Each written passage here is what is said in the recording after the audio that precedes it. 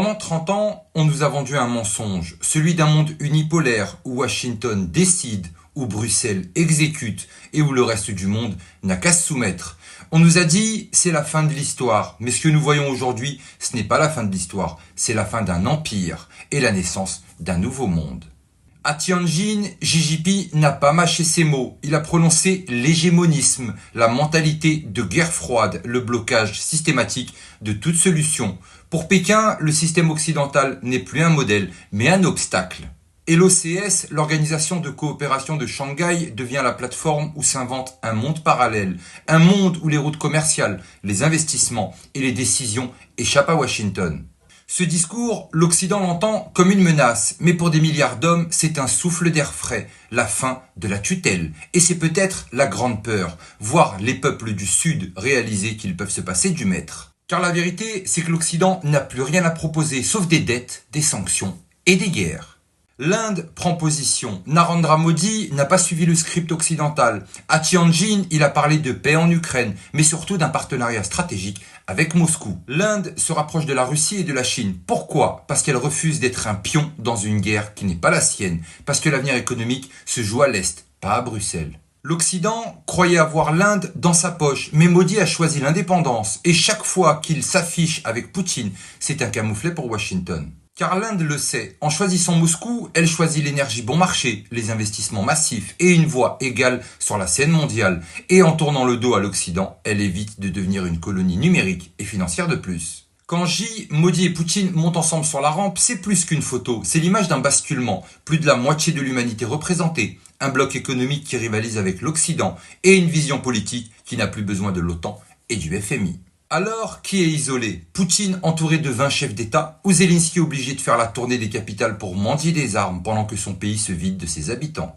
La réponse est peut-être plus crue qu'on ne le pense et cette image restera dans l'histoire comme celle d'un tournant, l'Occident d'un côté, le reste du monde de l'autre. L'Europe est en déni, Bruxelles ne sait plus que jouer la guerre, Von der Leyen, huée à Sofia à Athènes, persiste, 650 milliards pour réarmer l'Europe. Et maintenant, la Commission rêve de contrôler la dissuasion nucléaire française. La propagande tourne à plein régime. Chaque incident est une agression russe. Un avion en retard de 9 minutes, on crie au brouillage GPS, puis Fly Radar dément. Peu importe le narratif, vaut plus que la vérité. L'Europe vit dans une pièce de théâtre où elle croit encore être au centre, mais en réalité, elle est devenue spectatrice, prisonnière d'un rôle qu'elle n'a pas écrit et qu'elle n'arrive plus à jouer. C'est la fin du roi dollar. Voilà le cœur du problème, l'argent. Le roi dollar, cette monnaie qui a permis aux États-Unis de vivre au-dessus de leurs moyens grâce à la dette du monde entier. Aujourd'hui, Moscou, Pékin, New Delhi contournent le système SWIFT. Ils commercent en yuan, en roubles, en roupies. Ils accumulent de l'or. Et chaque transaction hors dollar est un clou de plus dans le cercueil de l'hégémonie américaine. Car si le monde n'a plus besoin du dollar, alors les guerres américaines n'ont plus de carburant. Et c'est cela qui terrifie Washington, car un empire sans monnaie n'est plus un empire, mais un souvenir. L'OCS est une alliance militaire contre l'OTAN ? Non, répond Ruslan Ostakov. C'est pire pour l'Occident, c'est une coalition de souveraineté.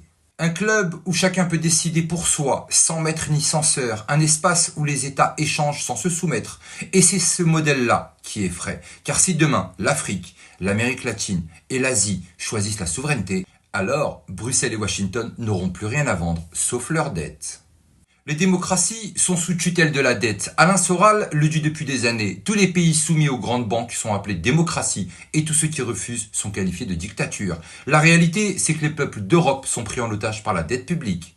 Ils ne votent plus pour des choix souverains, mais pour savoir comment payer les intérêts aux créanciers. Pendant ce temps, la Russie, l'Iran, le Venezuela, ceux qui refusent ce joug sont diabolisés, sanctionnés, mis au ban du monde. Mais qui est libre et qui est esclave ? L'Italie, endettée jusqu'au cou, gouvernée par Bruxelles, ou le Venezuela, ostracié mais maître de ses ressources. Le vernis des démocraties craque et la vérité apparaît. L'Occident confond liberté et servitude volontaire. Dans un discours récent, Vladimir Poutine a rappelé une vérité que l'Occident refuse d'entendre. Le conflit n'a pas commencé en février 2022. Il a commencé en 2014 avec le coup d'État de Maïdan et la guerre menée par Kiev contre le Donbass. Poutine répète, la Russie n'a jamais voulu attaquer l'Europe, mais l'OTAN a transformé l'Ukraine en avant-poste militaire et les racines profondes de cette guerre dépassent la compréhension du public. C'est une guerre de mémoire, d'identité, de civilisation, une guerre où l'Occident voit un champ de bataille et où la Russie voit une question existentielle.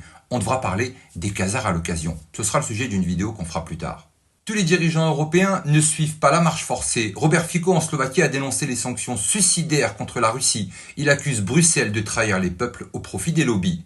Viktor Orban en Hongrie répète que l'OTAN mène une guerre par procuration et qu'il faut ouvrir des négociations avec Moscou. Ces voix sont isolées, mais elles existent. Elles rappellent qu'au cœur même de l'Europe, certains refusent de se jeter dans le gouffre.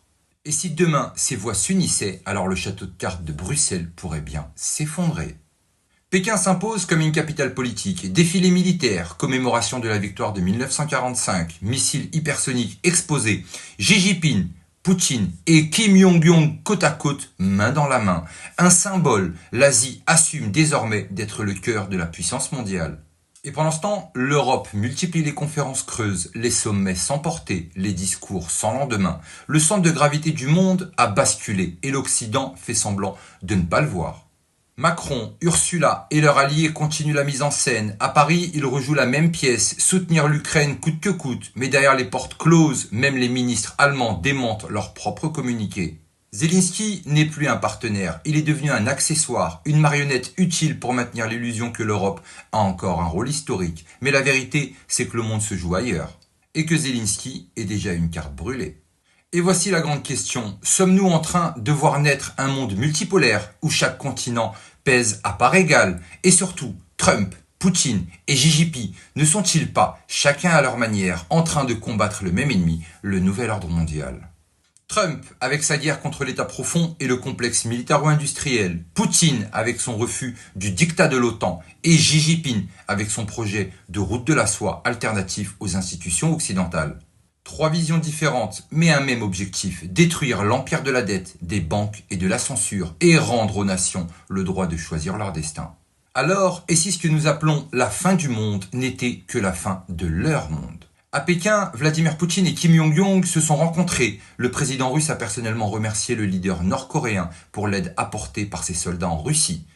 Selon Poutine, Moscou et Pyongyang luttent ensemble contre le néonazisme contemporain, un mot fort, un mot qui renvoie directement à l'idéologie que Moscou prétend combattre en Ukraine. Et Kim Jong-un a été clair, si Pyongyang peut aider la Russie d'une manière ou d'une autre, elle le fera sans hésiter, c'est un devoir fraternel.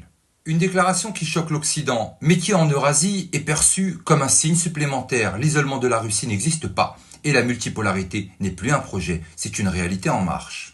Oui, nous vivons la fin d'un nouvel ordre mondial, la fin d'un empire basé sur la dette, la guerre et la propagande, et la naissance d'un monde multipolaire, encore instable, mais porteur d'une idée simple, plus aucun peuple ne veut vivre à genoux. L'histoire avance sans l'Occident, et l'Occident, prisonnier de ses dettes, risque bien d'apprendre que ce n'est pas lui qui écrit le dernier chapitre. Mais surtout n'oubliez pas, on n'est clairement pas au bout de nos surprises.